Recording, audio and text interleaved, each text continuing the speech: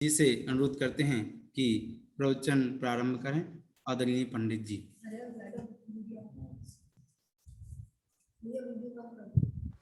जय जिनेन्द्र। जय जिनेन्द्र। आत्मानुशासन की कक्षा अपन प्रारंभ करते हैं और सबसे पहले करते हैं अपन मंगलाचरण। आप और हम सभी हाथ जोड़कर विनय पूर्वक मंगलाचरण करते हैं। लक्ष्मी निवास निलयम विलीन विलयम निधाय हृदि वीरम आत्मानुशासनमहं वक्ष्ये मोक्षाय भव्यानाम। जो लक्ष्य के निलय रूप उन अविनाशी प्रभु को उर्धार ग्रंथ रचूं आत्मानुशासन भव्य जनों को है स्वीकार, भव्य जनों को है स्वीकार। यह आत्मानुशासन नामक ग्रंथराज है।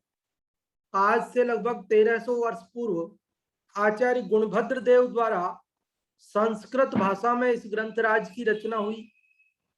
270 श्लोकों वाले इस ग्रंथराज में से हम 182 श्लोक पढ़ चुके हैं और आज हम 183 नंबर का श्लोक पढ़ेंगे, 183 नंबर का श्लोक पढ़ेंगे।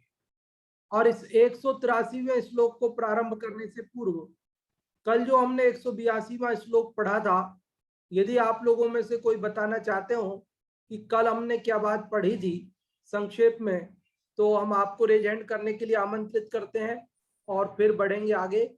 पहले रंजना जी आप बताएं। जय जिनेन्द्र पंडित जी। जय जिनेन्द्र।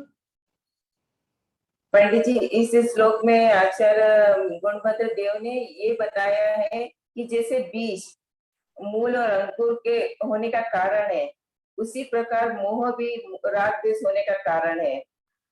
यदि मोह राग द्वेष को नष्ट करना है तो ज्ञान रूपी अग्नि से इसे जलाना होगा, मोह को जलाना होगा। बहुत अच्छा आपने बताया, बहुत बहुत धन्यवाद।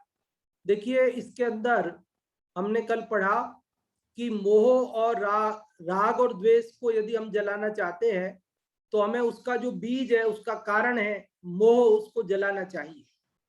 क्योंकि जिस प्रकार बीज जल जाए, बीज नष्ट हो जाए, तो फिर उससे जड़ और अंकुर प्रकट नहीं हो सकेंगे।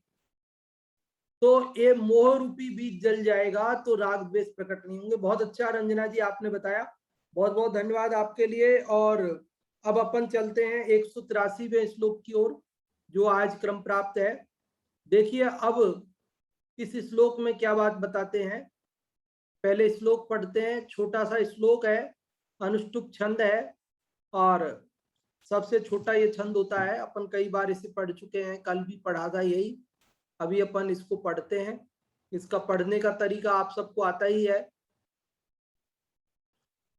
पुराणो ग्रह दोषोत्थो गंभीर सगति स्वरूप त्याग जात्यादिना मोह व्रण शुद्ध्यति रोहति।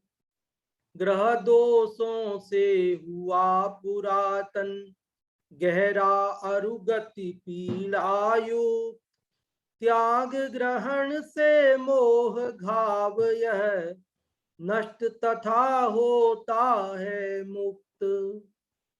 इस श्लोक के अंदर आचार्य गुणभद्र देव ने क्या बात बताई है, तो जैसा कि शीर्षक से आपको पता चल जाएगा कि मोह का स्वरूप और उसके नाश का उपाय। इस श्लोक में मोह कैसा है, उसका क्या स्वरूप है और उस मोह को नाश करने का, विनाश करने का क्या उपाय है, क्या तरीका है, वो बात इसमें बता रहे हैं। क्योंकि कल हमने ये बात पढ़ी थी कि मोह को नाश करेंगे तो ही राग द्वेष नष्ट होंगे, और परसों ये बात पढ़ी थी कि राग द्वेष को नष्ट करेंगे तो ही बंधन का अभाव होगा, तो ही मुक्ति होगी। तो परसों जो श्लोक हमने 181 पढ़ा था कि राग द्वेष से बंधन और राग द्वेष के अभाव से मुक्ति होती है, तो हमने कहा हाँ, हमें राग द्वेष का अभाव करना है, क्योंकि हमें मुक्ति चाहिए, बंधन नहीं चाहिए। तो कल 182वें श्लोक में आचार्य गुणभद्र देव ने कहा, अच्छा राग द्वेष नष्ट करना है तो मोह नष्ट कर, वो उसका बीज है, उसका कारण है। तो हमने कहा हाँ ठीक है, हम मोह को नाश करते हैं। तो नाश करना है जिसका, जिस शत्रु को नष्ट करना है, उस शत्रु का स्वरूप समझ में आए कि वो कितना ताकतवर है, कितना कैसा क्या स्वरूप है। कहीं अपन शत्रु को हल्के में ले लें और हल्के में लेकर के उसके लिए हल्का सा प्रयास करें और वो नष्ट नहीं होवे, तो वो हमारे लिए और दुखदाई हो जाए। इसलिए कह रहे हैं भैया मोह का स्वरूप समझो, ये मोह कैसा है, और उस स्वरूप को समझ करके और उसके नाश का क्या उपाय है वो उपाय करो, यहां बताते हैं। देखो इस श्लोक का अर्थ समझते हैं। पुराणों, मोह का स्वरूप बता रहे हैं कि मोह का स्वरूप कैसा है। तो कहते पुराणों, पुराना है ये। यहाँ पर मोह की उपमा, मोह की तुलना एक फोड़े से की है। फोड़ा होता है ना, घाव हो जाता है, फुंसी, बड़ी फुंसी होती है, उसको फोड़ा बोलते हैं ना। तो कोई फोड़ा हो गया, गूमड़ा भी बोलते हैं देसी भाषा में। तो उसको कोई पुराना हो, मान लो घाव, गूमड़ा कोई फोड़ा पुराना हो, तो वह कैसा होता है, तो उससे तुलना की है। तो जैसे कोई पुराना गूमड़ा हो, ऐसे ही ये मोह भी क्या है, पुराना है। मतलब क्या है, नई नई फुंसी हो, नई बीमारी हो, तुरंत इलाज कर दो तो जल्दी मिट जाती है। लेकिन अगर बीमारी पुरानी हो जाती है तो उसका इलाज भी कठिन हो जाता है। डॉक्टर सबसे पहले यही पूछता है कब से है तकलीफ। फिर हम कहते हैं साहब ये तो 10 साल से है। वो कहते अच्छा 10 साल से है, तो वो स्वयं ही सोचता है अच्छा फिर तो टाइम लगेगा ना, ठीक होने में टाइम लगेगा 10 साल से। तो ये मोह रूपी रोग कब से हमको, तो कहते हैं ये तो पुराना रोग है। पुराण मतलब पुराना, पुराना रोग है। कब का, कितना समय, 10 साल, 20 साल, 50 साल, 100 साल, कहते ये तो अनादि का है, अनंत काल हो गया मोह को। तो पुराणों, पुराना है। और कैसा है, तो कहते ग्रह दोष, ग्रह दोष से उत्थ मतलब उत्पन्न हुआ है। जैसे फोड़ा होता है, वो भी ज्योतिष शास्त्र में ऐसा माना जाता है कि जब हमारे खोटे ग्रह का उदय होता है, कहीं शनि ग्रह का, कहीं राहु ग्रह का, कहीं मंगल ग्रह का, ये कठोर होते हैं। तो इनका हमारे जनपत्री वगैरह में जो ज्योतिषी लोग देखते हैं, वो बताते हैं कि तुम्हारे इस ग्रह का उदय है इसलिए तुमको ये बीमारी हुई। तो फोड़ा होने का कारण लोग ज्योतिष शास्त्र के अनुसार ग्रह दोष भी मानते हैं। तो यहाँ पर भी ये जो मोह हुआ है, ये भी ग्रह दोष से हुआ है। यहाँ कौन सा ग्रह दोष है कि यहाँ मंगल राहु शनि वाला ग्रह दोष नहीं। ग्रह मतलब ग्रहण करना, हमने परद्रव्य का ग्रहण किया, परिग्रह ग्रहण किया, इसलिए ये मोह उत्पन्न हुआ है। मोह किससे उत्पन्न हुआ है, परिग्रह से उत्पन्न हुआ। और तीसरी बात बताई गंभीर, गंभीर है, गंभीर मतलब गहरा। जैसे फोड़ा होता है वो गहरा, शरीर चमड़ी में अंदर तक गहराई तक घुस गया, अंदर मल पीव पड़ गया, समझ ना, मवाद पड़ गई, अंदर गहराई तक चला जाता है पुराना फोड़ा हो तो। ऐसे ही ये जो हमारा मोह है ये गंभीर है, क्योंकि ये बहुत गहरा है, बहुत अंदर तक आत्मा में घुसा हुआ है मोह। मतलब मोह से हम परेशान हैं, अनादि से है ये मोह। और चौथी बात बताते सगति ही, सगति मतलब गति वाला है, गमन, गमन होता है, चलता है ये। जैसे फोड़ा होता है ना पुराना, तो उसमें से खून पी बहता रहता है, गति होती रहती, गति होती रहती मतलब चलता रहता है, वो बहता रहता है उसमें से निरंतर मवाद बाहर की ओर। तो उसी प्रकार ये मोह के कारण से जीव गति करता है, 4 गतियों में घूमता है, कहीं नरक आदि की यात्रा करता है। समझ में आ रही बात, फोड़े से तुलना कर रहे, हर शब्द का फोड़े के लिए भी लगाया और मोह के लिए भी लगाया। अब 5वां विशेषण है सरुक। स मतलब सहित, रुक मतलब रोग, पीड़ा, कष्ट। तो ये जो फोड़ा होता है उसमें कष्ट होता है, वो पीड़ादायक होता है। तो उसी प्रकार ये मोह है, ये भी पीड़ादायक है, जीव को कष्टदायक है। तो 5 खासियत बताई मोह की भी और गूमड़े की भी। गूमड़ा समझ गए ना, फोड़ा क्या बोलते हैं आप लोग, अंग्रेजी में चलते हैं ना आजकल तो शब्द, अंग्रेजी में क्या बोलते होंगे, कोई बताएंगे आप में से तो रेज हैंड करें। फोड़े को गूमड़ा जो फुंसी होती है ना, बड़ी वाली होती है, उसके लिए अंग्रेजी में जो कोई बताना चाहे तो रेजेंट कर देना, कोई बात नहीं। मतलब आप समझ तो गए होंगे ना, आपके गाँव में, उधर शहरों में जहाँ भी आप लोग रहते हैं वहाँ क्या बोलते हैं? ये फोड़ा ही बोलते हैं ना, या और कुछ बोलते हैं? चलो, तो ये 5 विशेषण वाले, हाँ चलो प्रीति जी ने रेजेंट किया है, आप बताएं। हाँ जी। घोड़े को इंग्लिश में एक्सेस बोलते हैं। एक्सेस, हाँ, अच्छा। और वैसे देसी भाषा में वहां उधर ये फोड़ा ही बोलते हैं या और कुछ बोलते हैं? घोड़ा ही बोलते हैं सब जगह। हाँ, सब जगह वही बोलते हैं ना। हाँ, आपके यहाँ भी वही बोलते हैं? हाँ जी, चलो ठीक है। बस मैं यही इसीलिए पूछा था मैंने कि कहीं कोई बच्चे बच्चे होते हैं ना, तो वो पुरानी भाषा समझ नहीं पाते हैं, तो कोई आधुनिक शब्द उसका कोई दूसरा हो तो वो बता दूं, इसीलिए पूछा था। आपने बता दिया, अच्छा किया। एक्सेस या फोड़ा जो होता है, तो उसकी 5 बातें बताई और वही मोह की बातें बताई। तो पहली पंक्ति में तो मोह का स्वरूप फोड़े से तुलना करते हुए बताया, और नीचे की पंक्ति में उस मोह के नाश का उपाय, यानी यूं समझो फोड़े के नाश का उपाय, फोड़े को ठीक करने का, एक्सेस को ठीक करने का उपाय। तो क्या बताया? तो कहते त्याग जात्यादिना मोह व्रण, मोह रूपी व्रण, व्रण मतलब फोड़ा, व्रण मतलब एक्सेस। तो ये मोह रूपी फोड़ा जो घाव है, वह कैसे त्याग जात्यादिना शुद्ध्यति, शुद्ध होता है, ठीक होता है। रोहति, रोहति मतलब स्वाभाविक दशा को प्राप्त होता है, नॉर्मल हो जाता है, जैसी चमड़ी स्किन थी वैसी हो जाती है। किससे होती है? उपाय क्या है? तो कहते हैं त्याग जात्यादिना। दो दो काम करने हैं, एक तो त्याग करना है और एक जाति का ग्रहण करना है। मोह रूपी व्रण को नाश करने के लिए, तो घाव के अर्थ में त्याग किसका करना है? कि जो उस घाव में मवाद पड़ गई है, उस मवाद का त्याग करना है। सबसे पहले फोड़ा ठीक करना हो तो फोड़े के अंदर जो मवाद भर जाती है, पीव भर जाती है, उसको निकालना पड़ेगा। अब दर्द होता है, तकलीफ होती है, तो जिसको हो जाता है वो निकालने नहीं देता। अब निकालने नहीं देगा तो वो ठीक होगा नहीं। अगर आपको घाव ठीक करना है, एक्सेस ठीक करना है, तो पहले उसके अंदर जो मवाद पड़ गई है, जो गंदा खून है, उसको निकालो बाहर, त्याग करो, उसको निकालो। सबसे पहला काम ये करो। और फिर क्या करो? जात्यादिना, कि एक जात्यादि तेल आता है, उसको लगाओ, उससे ठीक हो जाएगा। जात्यादि तेल आप लोगों ने देखा होगा, सुना होगा, काम में भी लिया होगा, और अगर नहीं देखा हो तो मैं दिखा देता हूँ। ये जात्यादि तेल है, दिख रहा है आपको? ये मैं लेके बैठा हूं आपको दिखाने के लिए, ताकि देखो 1300 साल पहले मूल श्लोक में संस्कृत में लिखा है आचार्य गुणभद्र देव ने, जात्यादि। ये जात्यादि तेल आता है, अभी ये मेरे पास बैद्यनाथ कंपनी का है। तो ये कोई भी फोड़ा, फुंसी, घाव, कहीं कट लग जाता है तो इसको आप लगाओ तो ठीक हो जाता है। जैसे तो ये जात्यादि तेल होता है, 1300 साल पहले भी इसमें लिखा है। आयुर्वेद में काफी पहले से ये प्रचलन रहा है इसका।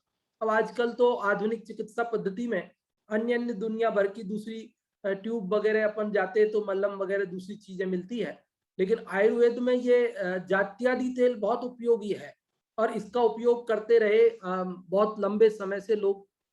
तो ये जात्यादि तेल से का ग्रहण, मतलब दो काम करने, फोड़ा मेटना। तो क्या करना है कि एक तो त्याग करना है। त्याग क्या करना है कि उसके अंदर जो फोड़े के अंदर मवाद पड़ गई है, जो गंदा खून है, उसको निकालना है। और क्या करना है कि जात्यादि तेल लगाना है, अथवा घी लगाना है। घी, हल्दी, उसको थोड़ा सा हल्का सा गर्म करके वो भी लगाते हैं, वो भी जात्यादि तेल की तरह ही काम में आता है, और उसका भी उतना ही बढ़िया लाभ मिलता है। कहीं भी चोट हो, कोई भी घाव हो, कुछ हो, तो उसमें ये काम में लिया जाता है, घी हल्दी को साथ में मिक्स करके थोड़ा गर्म करके। तो ये ग्रहण करना, तो दो काम करने, एक त्याग करना, एक ग्रहण करना है। तो फोड़े के लिए क्या करना है कि उसकी जो गंदगी है उसे त्याग करना है, और उसमें जो ये जात्यादि तेल लगाना है, इसका ग्रहण करना। अब हमें क्या करना? मोह का नाश करना। तो मोह के नाश के लिए किसका त्याग करें, किसका ग्रहण करें? तो कहते हैं मोह के लिए परिग्रह का त्याग करो। क्या करो? परिग्रह का त्याग करो। और जात्यादि, जात्यादि क्या?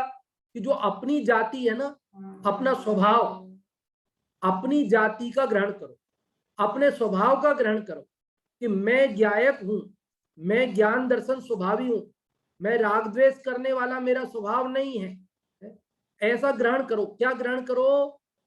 अपने स्वभाव का ग्रहण करो। अनादि से हमने अपने स्वभाव को पहचाना ही नहीं, स्वभाव कहीं गया नहीं है, लेकिन उसे पहचान लेना, उसकी श्रद्धा करना कि हाँ मैं ऐसा हूं, बस इसी का नाम ग्रहण है।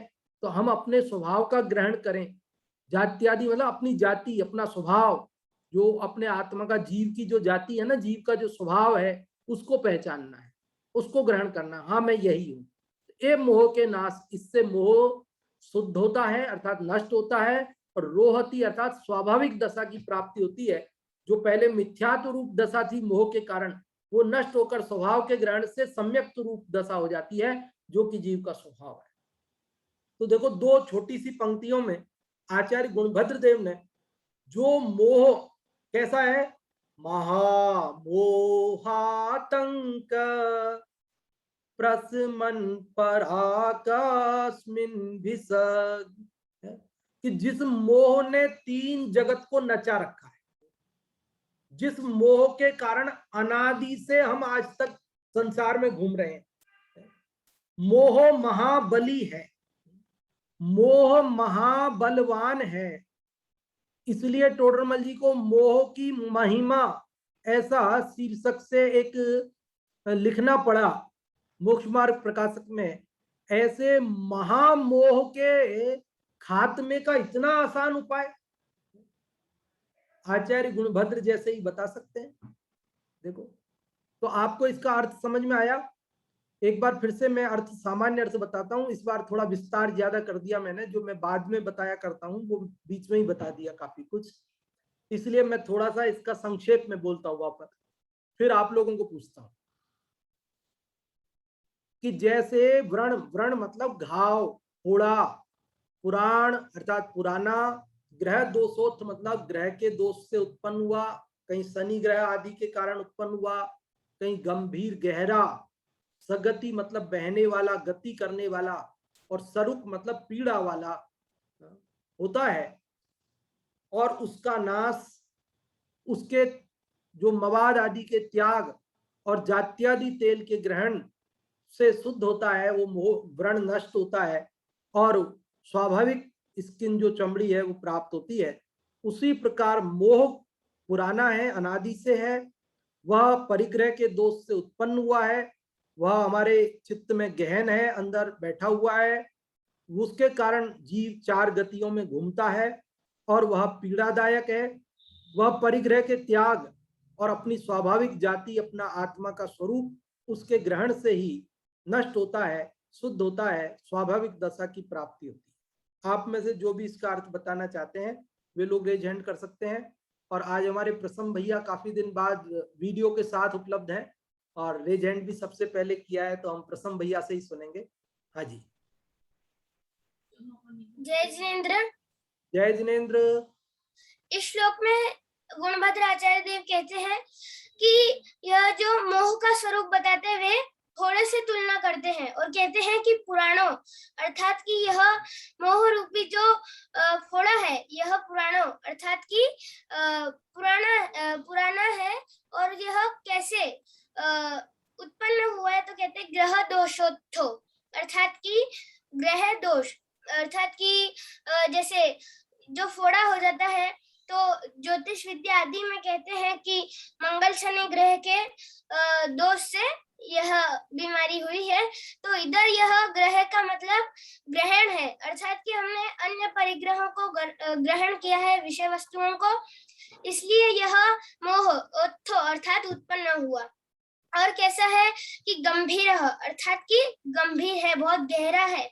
और सगति ही अर्थात स अर्थात सहित है, गति अर्थात गति से, अर्थात कि जैसे जो घाव हो जाता है उसमें से क्या कहते हैं, उसमें से मांस आदि बहते रहते हैं, तो वैसे ही यह सगति ही, यह मोह रूपी घाव में से, ये जो मोह रूपी घाव है उसकी वजह से हम चार गतियों में भ्रमण कर रहे हैं। और 4 गतियों में भ्रमण कर रहे हैं।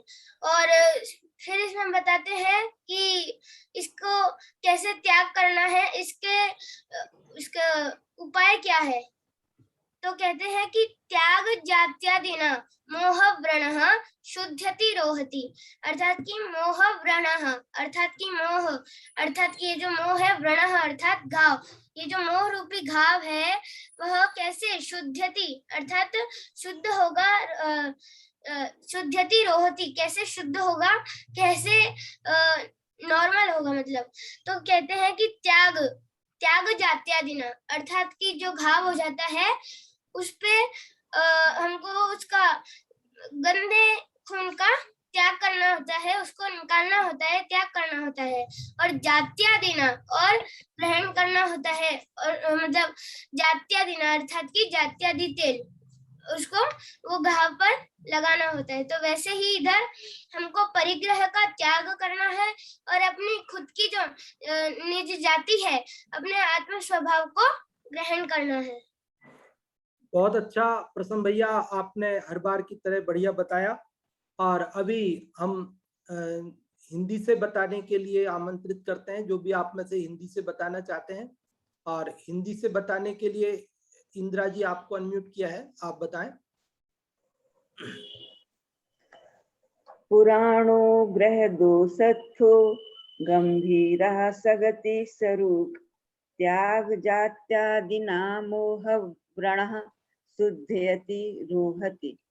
पुराणों, व्रण अर्थात फोड़ा, तो जैसे फोड़ा पुराना हो और ग्रह दोष से उत्पन्न होता है और गहरा हो, सगति मतलब गति सहित, मतलब उसमें मवाद आदि बहती रहती है।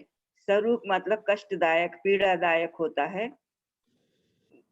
तो उसे पहले उसको, उसमें जो मवाद है, गंदा खून है, उसका त्याग करना पड़ता है और फिर उस पर जात्यादि तेल लगा लेते हैं, तो फिर वो ठीक हो जाता है, उसकी चमड़ी जैसी थी वैसी हो जाती है। इसी प्रकार ये जो मोह है, यह पुराणों मतलब अनादिकाल से है और ग्रह दोषों से उत्पन्न है, बहुत गंभीर है। सगति मतलब इससे चारों गतियों में भ्रमण हो रहा है मोह के कारण, तो उससे ये बहुत पीड़ादायक है। उसको, वह मोह का विनाश करने के लिए हमें परिग्रह का त्याग करना होगा और परिग्रह का त्याग करके अपने आत्म स्वभाव को जानकर, पहचान कर, श्रद्धा कर कर उसी को आत्म स्वभाव को प्राप्त करना होगा। बहुत अच्छा आपने बताया इंदिरा जी, बहुत बहुत धन्यवाद आपके लिए भी। और हिंदी वाले का अर्थ बताने के लिए हम अनम्यूट करते हैं मुन्नी बाई जी, आप बताएं। जय जैन पंडित जी। जय जिनेन्द्र। श्लोक में मोह स्वरूप से विनाश का उपाय, ग्रह दोष ग्रहण के मोह भावे नष्ट तथा होता है। इसमें बताया कि ये जो है, जो पुराना जो घाव है, जो फोड़ा है, जो बहुत पुराना है और ग्रह दोषों से उत्पन्न हुआ है। बहुत पुरातन माने पुराना है और ग्रह दोषों से उत्पन्न हुआ है, तो गहरा मतलब बहुत दिन का हो जाता है तो बहुत गहरा हो जाता है। और गतिमान है, मतलब गति नीचे आएगा, पीड़ा युक्त है, पीड़ा बहुत पीड़ा देने वाला है, पीड़ा युक्त है। और त्याग और ग्रहण से मोह घाव, देखो त्याग तो उसको जब उससे मवाद आदि निकल जाएगा तो उसका तो त्याग करना पड़ेगा। और जो मोह जो आप लोग बताया जातांतर तेल है, उसको लगा उसको ग्रहण करना पड़ेगा, तो पूरा ठीक होगा, उसकी चमड़ी ठीक हो जाएगी। और मोह भाव का नष्ट करता, मोह रूपी घाव को नष्ट करने के लिए, मोह रूपी घाव को नष्ट करने के लिए जो अपन को चारों गति में घूमना पड़ता है, मोह के कारण उनको नष्ट करके अपने स्वभाव में रहकर मुक्त होना पड़ेगा। इसमें लिखा है ना दौलत राम जी ने, मोह महामत पियो नाथ। तो ये मोह अनादि से पी रखा है, इसको नष्ट करने के लिए हमें अपने विनाश के मोह विनाश के लिए उपाय तो करना ही पड़ेगा। हाँ जी, बहुत बहुत धन्यवाद, आपने बहुत अच्छा प्रयास किया। एक तो ये गति जो उसमें भी काम में आएगा, ऊपर भी काम में आएगा। गति मतलब उसमें से गमन होता रहता है, वो बहता रहता है मवाद वगैरह से फोड़े। अच्छा, गतिमान है। हाँ, और मोह के अर्थ में उससे 4 गतियों में गमन होता रहता है, दोनों में अर्थ आएगा उसका। हाँ, और दोनों में रहने से हाँ, और उसके नाश के उपाय में त्याग और ग्रहण 2 चीज है। तो फोड़े के उसमें तो हो गया, आपने सही बता दिया। मोह के नाश के संदर्भ में परिग्रह का त्याग करना होगा मिथ्या तो परिग्रह का त्याग करना। और स्वभाव का ग्रहण करना होगा। निज जाति अपना जो स्वभाव है उसका ग्रहण करना होगा। अभी अपन इस सब की चर्चा थोड़ी, हाँ मिथ्या और परिग्रह का त्याग करके हाँ जी, दो बातों में मिथ्या और परिग्रह का त्याग करके हम मिथ्या तो ये है ही, गति आएगा। बिल्कुल बिल्कुल हाँ, हाँ। ठीक है। और अभी हाँ, अपन गति इसका ऊपर गति है। पाठ और करना चाहेंगे। जो भी आप में से पाठ करना चाहते हैं संस्कृत या हिंदी का, वे लोग रेज हैंड कर सकते हैं। और सुधा जी, आपको अनम्यूट किया है, आप करें। पाठ किसका करेंगी, संस्कृत या हिंदी? जय जिनेन्द्र पंडित जी, जय जिनेन्द्र। हिंदी का पाठ कर रहे हैं। हाँ जी, करें। ग्रह दो, आवाज आ रही? हाँ जी, आ रही है। ग्रह दोषों से हुआ पुरातन गहरा अरुगति पीड़ायो, त्याग ग्रहण से मोह घाव यह नष्ट तथा होता है मुक्त। हाँ जी, बहुत अच्छा पाठ किया आपने। और अभी संस्कृत वाले का पाठ करने के लिए अनम्यूट कर रहे हैं नीलम जी आपको। आप संस्कृत वाले का पाठ करें।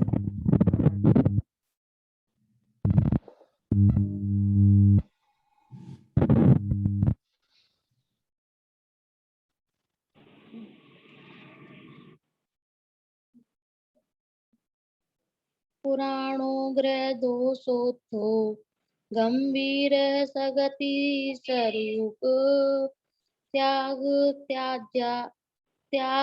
जात्यादिना मोह व्रण शोध्यति रोहति। हाँ जी, बहुत अच्छा आपने पाठ किया। तो देखिए, अभी अपन इसकी चर्चा करते हैं। एक छोटे छोटे से ये 2-2 लाइन के श्लोक बहुत ही मार्मिक भाव लिए हुए हैं।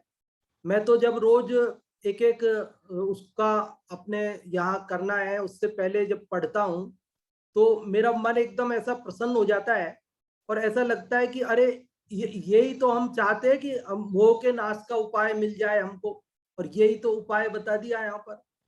हम भी तो चाहते हैं कि राग द्वेष का अभाव हो जाए, अरे राग द्वेष के अभाव का उपाय बता रहे। तो ऐसे हम जिन जिन कामों को, जिन जिन कार्यों को करना चाहते हैं, वही सब यहाँ पर एक जरा जरा से शब्दों में उन सब उपायों को हमारे लिए सरलता से उदाहरण दे देकर गुणभद्राचार्य देव ने बताया है। यही कारण है इस ग्रंथ की लोकप्रियता का, कि ये 1300 साल पहले जब रचा गया, उसके बाद जितने भी कवि हुए, लेखक हुए, उन सबके ऊपर इसका प्रभाव पड़ा, उन सब के साहित्य में इसका प्रभाव देखा जा सकता है। और इसीलिए ये जन सामान्य के स्वाध्याय में भी रहा, बहुत लोग इसका स्वाध्याय करते रहे। तो इसमें हमने आज पढ़ा कि मोह है, उसकी तुलना फोड़े से की गई है और उसमें 5 बातें बताई है।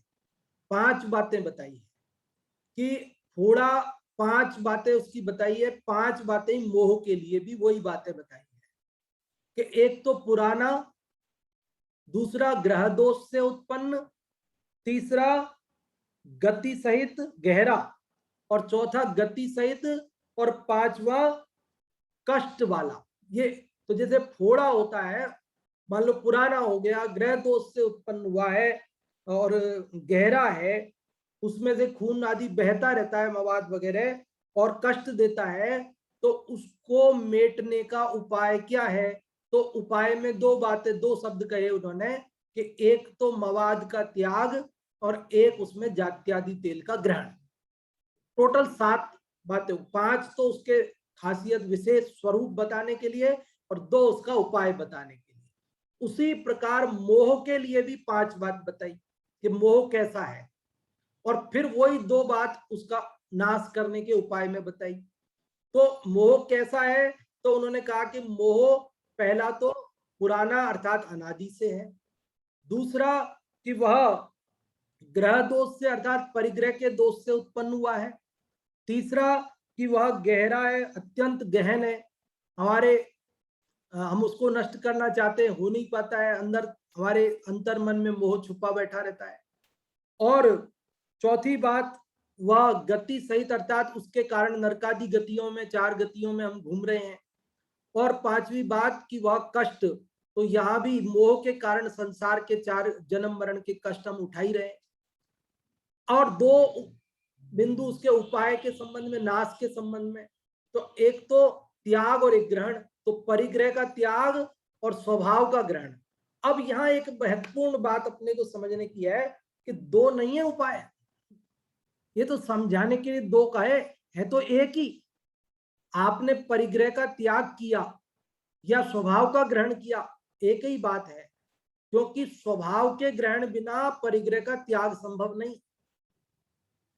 और परिग्रह के त्याग कर देने पर बचा क्या? स्वभाव ही तो बचा। समझ में आ रही बात?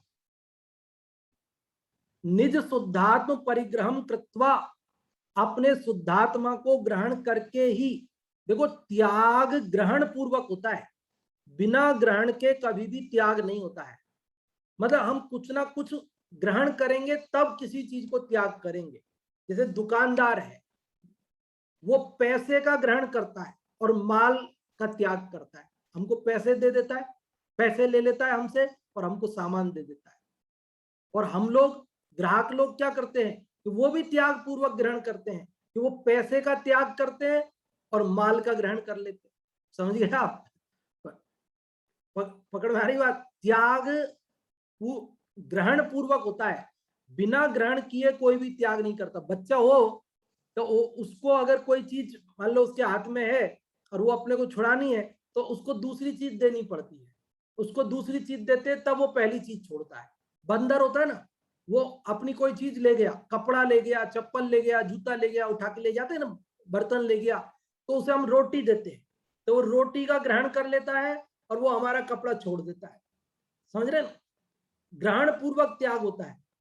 कि पंडित जी ये तो लौकिक बात है, कि हाँ लौकिक बात है, लेकिन ऐसा ही स्वरूप है। हम जब तक अपने आत्म स्वरूप का ग्रहण नहीं करेंगे तब तक परिग्रह का त्याग संभव ही नहीं है। हाँ, परिग्रह में से कुछ ग्रहण कर लेंगे, कुछ त्याग देंगे, कुछ को अपना मान लेंगे, कुछ को पराया मान लेंगे, लेकिन वो त्याग पूरी तरह हुआ नहीं। सचमुच पूरी तरह त्याग तभी संभव है जब हम अपने आत्मा को पहचाने कि हाँ मैं ये हूं, मेरा ये स्वभाव है। तो फिर लगता है कि बस जब हो गया ना, जब मेरा स्वभाव मुझे मिल गया तो फिर क्या चाहिए, फिर सब पराई चीजें हैं, उन सब का त्याग हो जाता है। तो ग्रहण और त्याग शब्दों में तो 2 है, लेकिन सचमुच तो एक ही है। इतना आसान उपाय है मोह के नाश का। मोह के नाश का ये आसान उपाय बताया। और यहाँ फोड़े के संबंध में देखो, ऐसे 5 विशेषण लगाकर उनके नाश की 2 बात, मतलब इससे ये पता चलता है कि आचार्य गुणभद्र देव को आयुर्वेद का भी बहुत अच्छा ज्ञान था। पूर्व में भी हम ऐसे श्लोक पढ़ चुके हैं जिनसे हमें ये पता चल रहा था कि उन्हें आयुर्वेद का अच्छा ज्ञान था। सबसे पहले हम 16-17 नंबर का श्लोक पढ़ा था। वहां उन्होंने कहा कि ये अनादिकालीन मोह रूपी महाव्याधि से पीड़ित जीव है, इसलिए इसको हम अणुव्रतों का ग्रहण कराते हैं। पहले सुकुमार क्रिया करने का, बालक होता है ना, अब कोई बीमारी से उठा हो, लंबी बीमारी से, तो उसे गरिष्ठ भोजन नहीं देते, उसे हल्का भोजन देते हैं। तो उसी प्रकार ये अनादिकालीन मिथ्यात्व की बीमारी से, मोह की बीमारी से ग्रस्त है, तो इसको हम सुकुमार क्रिया, अणुव्रतों का उपदेश देते हैं। ऐसा उन्होंने वहां पर दिया। इसके अलावा हम 108 नंबर के श्लोक में भी मोह के नाश करने की बात कुटी प्रवेश क्रिया के माध्यम से उन्होंने बताई थी कि जिस प्रकार से परिग्रह का त्याग मोह को नष्ट करने वाले जीव के लिए उसी प्रकार अजर अमर कर देता है जैसे कुटी प्रवेश क्रिया। मतलब वहां भी परिग्रह के त्याग की बात कही थी मोह के नाश के लिए 108 नंबर श्लोक में। और अभी फिर हम 183 नंबर श्लोक में मोह के नाश के लिए परिग्रह के त्याग की बात पढ़ रहे हैं। और वह कुटी प्रवेश क्रिया शब्द से हमको वो जो आयुर्वेद की एक क्रिया है विशेष, वो आयुर्वेद के ज्ञान को दर्शाती है। 133 नंबर में भी नाड़ी व्रण का उदाहरण उन्होंने दिया था, जो कि आयुर्वेद के ज्ञान का प्रतिपादक है। तो देखिए, जो जिसको जिस चीज का ज्ञान होता है ना, वो उदाहरणों में या कहीं ना कहीं आए बिना रहता नहीं है। अभी कोई भी मान लो, जैसे हम आपको समझा रहे हैं, तो हमें जिस चीज का ज्ञान होगा उदाहरण भी हम उसी चीज के देंगे। कोई डॉक्टर होगा तो उस संबंधी उदाहरण देगा, इंजीनियर होगा तो वो उस संबंधी उदाहरण देगा। हम लोग शिक्षा के विभाग में तो शिक्षा संबंधी हमारे दिमाग में आते हैं। तो जो भी जिस क्षेत्र में रहते हैं, जिसका ज्ञान होता है, उसके उदाहरण आते हैं। तो उनको आयुर्वेद आदि का ज्ञान था, ऐसा हमें लगता है। और पंडित ये इसमें मूल में तो ग्रह दोष, ऐसा ग्रह शब्द आया था बस केवल, लेकिन कौन सा ग्रह ये नहीं आया था ग्रह का नाम नहीं आया था। लेकिन टोडरमल जी ने इसका जो टीका की, भावार्थ लिखे, उसमें उन्होंने लिखा कि मंगल ग्रह आदि के। मतलब टोडरमल जी का भी ज्योतिष संबंधी ज्ञान कितना गहरा था, इस बात से हम अंदाजा लगा सकते हैं कि यहाँ मूल में आचार्य गुणभद्र देव ने तो ग्रह शब्द लिया था, लेकिन कौन सा ग्रह, ग्रह का नाम नहीं लिया था और टोडरमल जी ने नाम, उन्होंने कहा मंगल आदि ग्रह, मंगल आदि खोटे ग्रह, इनके आने से ये थोड़े आदि होते हैं। तो अब देखो, अब आज अगर हम कोई आपको कहें कि साहब वो फला ग्रह की वजह से ये हुआ, तो अभी लोग तो हमें तुरंत मिथ्या दृष्टि घोषित कर देते हैं। बोले साहब आप किस चक्कर में पड़ गए, ये ज्योतिष, ये ग्रह नक्षत्र।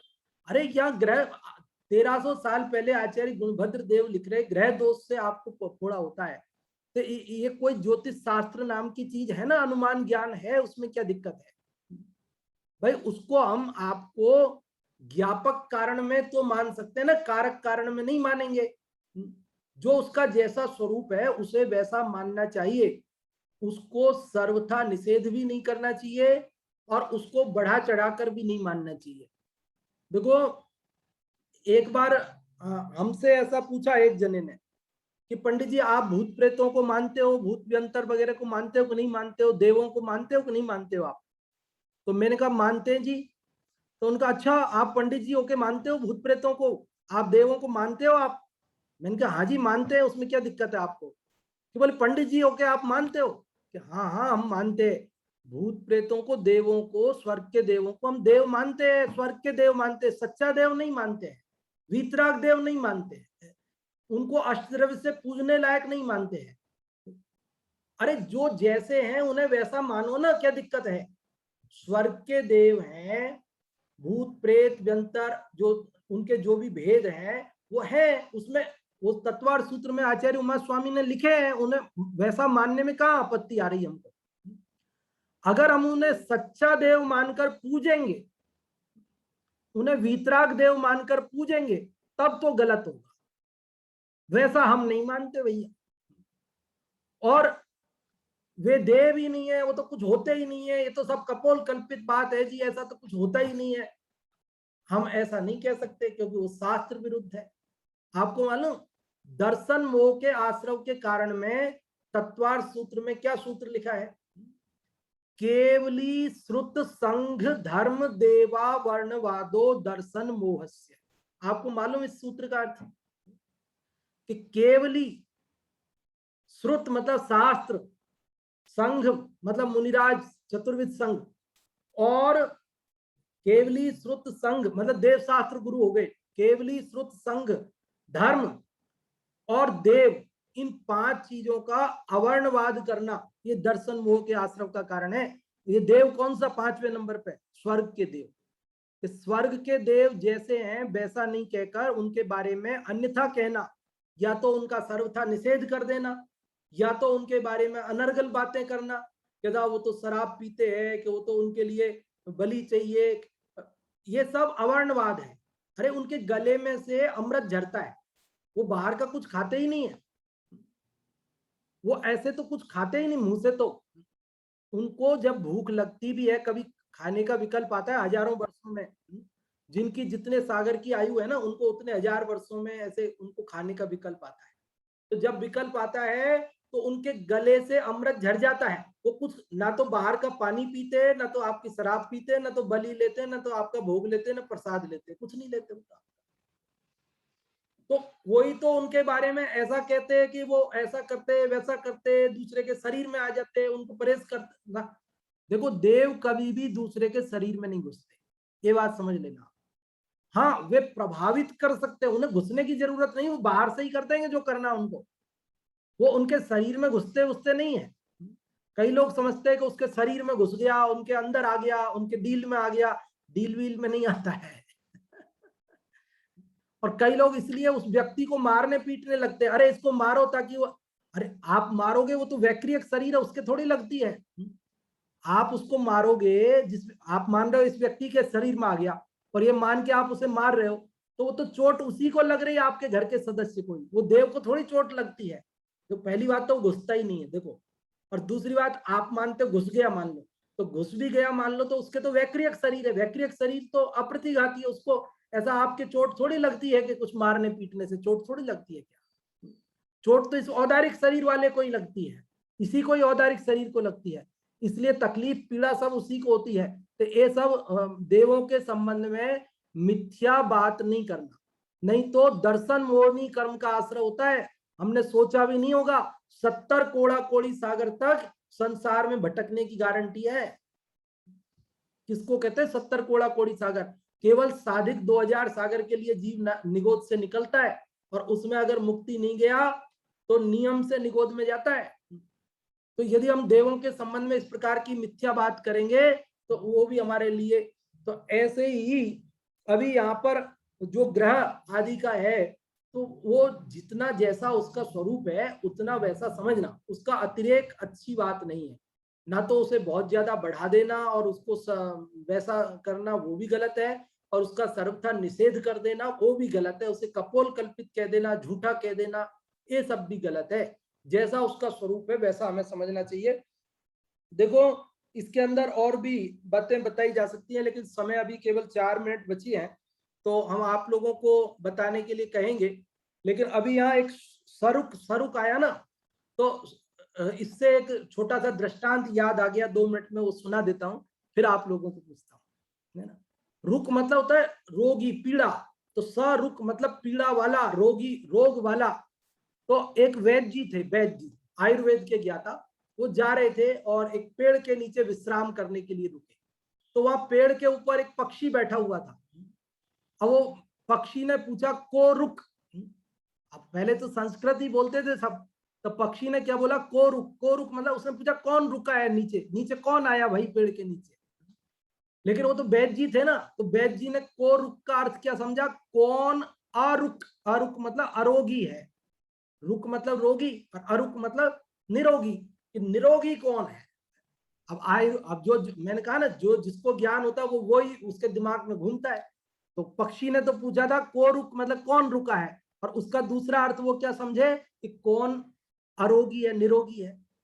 तो वैद्य जी ने बताया, हित भुक मित भुक साक भुक सतपदगामी च वामसाई च सोरुक सोरुक सोरुक।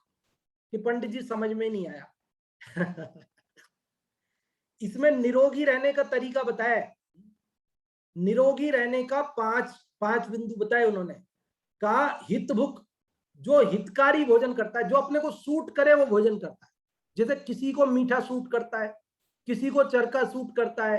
कोई अगर चरका खा ले तो उसकी तबीयत खराब हो जाती है, कोई मीठा खा ले तो तबीयत खराब हो जाती है। तो भैया आपको जो सूट नहीं करता वो मत खाओ, जो आपके शरीर को सूट करे वही खाओ। तो एक तो हितकारी भोजन करने वाला निरोगी रहता है, मतलब जो उसके शरीर को सूट करता।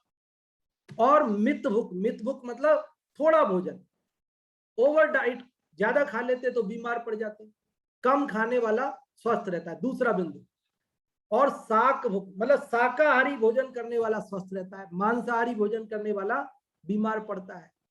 और सतपदगामी, 100 पैर चलने वाला, मतलब घूमने वाला, थोड़ा वॉकिंग एक्सरसाइज, थोड़ा उसको खा के पड़ा रहे बैठा रहे दिन भर, तो वो बीमार पड़ता है। और 5वां बिंदु है वामसाई, बाई करवट सोने वाला, सोते समय बाई करवट लेकर सोने वाला स्वस्थ रहता है।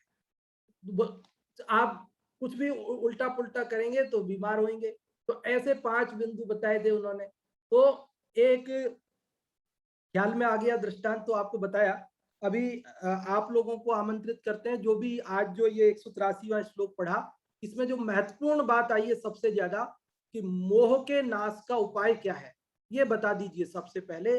जो भी आप में से बताना चाहते हैं, इस पूरे श्लोक का सार यही है कि मोह के नाश का उपाय क्या है।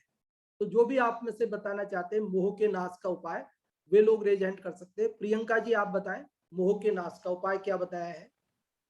मोह के नाश के लिए परिग्रह का त्याग करना चाहिए और अपने आत्म स्वरूप को प्राप्त करना चाहिए, उसकी साधना करना चाहिए। हाँ जी, बहुत अच्छा आपने बताया कि परिग्रह का त्याग और निज स्वरूप की प्राप्ति, स्वभाव का ग्रहण करना चाहिए, यही मोह के नाश का उपाय है। अब एक और प्रश्न पूछ करके क्लास पूरी करते हैं, समय अपना पूरा हो गया। क्या ये दो अलग अलग है या एक ही है कि परिग्रह का त्याग और निज स्वरूप का ग्रहण, ये क्या दो बातें हैं या एक ही बात है? ये हम पूछना चाहते हैं और ये पूछ रहे हैं हम सुमित जी सांगानेर से। आप बताएं। हाँ जी, जय जिनेन्द्र जी। जय जिनेन्द्र। स्वभाव का ग्रहण करना और जो परिग्रह का त्याग है वो दोनों एक ही है, क्योंकि स्वभाव के आश्रय से ही परिग्रह छूटता है। कदाचित बाह्य परिग्रह तो फिर भी छूट सकता है, लेकिन अंतरंग परिग्रह को संपूर्ण छोड़ने के लिए तो स्वभाव का आश्रय लेना ही आवश्यक है। इसलिए एक दूसरे, ये दोनों एक ही है। हाँ जी, बहुत अच्छा आपने बताया सुमित जी, बहुत बहुत धन्यवाद। और अगला श्लोक भी बहुत महत्वपूर्ण है कि मोह का यदि आप नाश करना चाहते हैं तो आपको और क्या करना चाहिए, एक बहुत महत्वपूर्ण तर्क सहित बात करेंगे और वो आप और हम लोगों के जीवन में बहुत ज्यादा प्रैक्टिकल उपयोगी है प्रायोगिक रूप से। इसलिए कल वाला श्लोक भी आप सब जरूर सुने, ऐसा हमारा आपसे निवेदन है। और अगली कक्षा के लिए आमंत्रित करते हैं पंडित जी साहब को, कोटा से जय कुमार जी।